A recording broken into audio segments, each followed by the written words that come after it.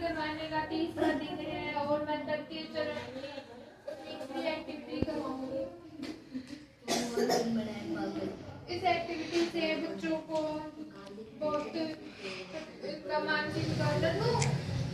मानसिक विकास होगा और साथ ही साथ सामाजिक विकास भी होगा।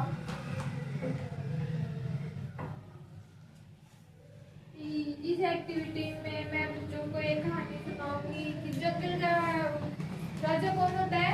शेर। और उसकी वाइफ? शेरनी।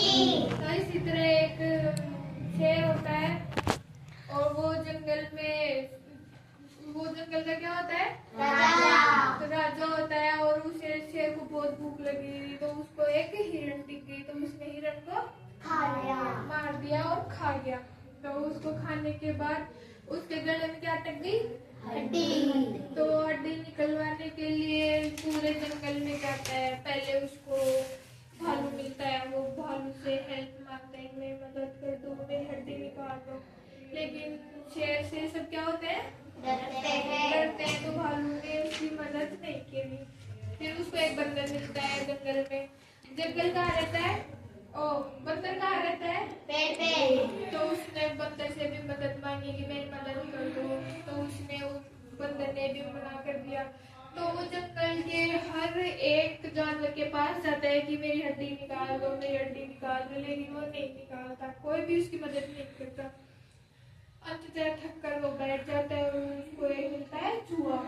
तो चूहे से आखिरी मदद मांगता है कि मेरी मदद कर दो, फिर अगर भविष्य में मैं तुम्हारी भी क्या करूँगा? मदद करूँगा। तो चूहा उस पे विश्वास करता है और उसकी हड्डी निकाल देता है। फिर एक दिन तो ऐसा क्या होता है कि जब भी मुसीबत आती है तो दुश्मन को भी क्या बनाना पड़ता है? मित्र यानी दोस्त बनाना पड़ता है। तो एक बार ऐसे ही चूहा भी किसी जाल में फंस जाता है, तो पिंजरे में फंस जाता है। तो वहाँ पे शेर आता है और शेर उसकी चूहे की मदद करता है। बताइए कल खड़ी हो, शेर की मदद किसने करी? चूहे ने। ठीक है, बैठ जा, तू खड़ा हो। और शेर क्या है जंगल का? राजा। बैठ जा। तू बैठ बता रहे वो क्या उसने किसको मार के अपनी भूख मिटाई थी? और उसके गले में क्या फंसी? हड्डी। हाँ, तो इसलिए अब और किसी को कहानी आती है? कहानी तेरे को नहीं आती? तेरे को आती है? हाँ ठीक है, आज सुना। कानू लालची कुत्ते पे कहानी सुनाइए।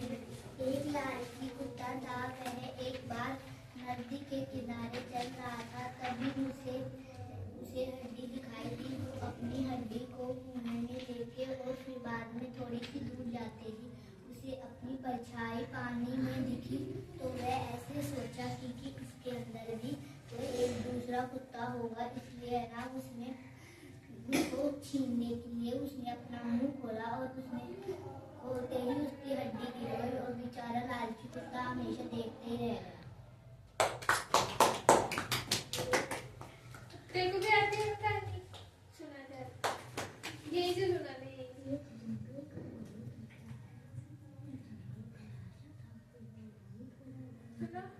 ऊपर बंता डलता है, नीचे बेबी सोती, तुझी तुझी तबूतली, ठाले बेटा मूंगफली में दाना नहीं, हम तुम्हारे मामा नहीं, मामा गए दिल्ली, पास से लाए 2 बिल्ली, बिल्ली ने वाला पंदा, मामा हो गए धंधा।